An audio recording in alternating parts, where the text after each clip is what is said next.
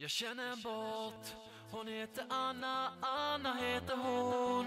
Och hon kan banna det så hårt. Hon röjer upp i våran kanal. Jag vill berätta för dig att jag känner en bot.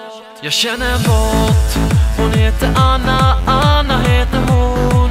Och hon kan banna det så hårt. Hon röjer upp i våran kanal. Jag vill berätta för dig att jag känner en bot som alltid vaktar alla som är här och som ser till att vi blir utan besvär.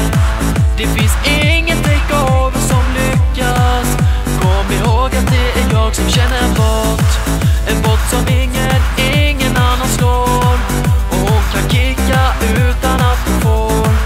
Hon gör sig av med alla som spammar. Ja, ingen kan slå våran bot.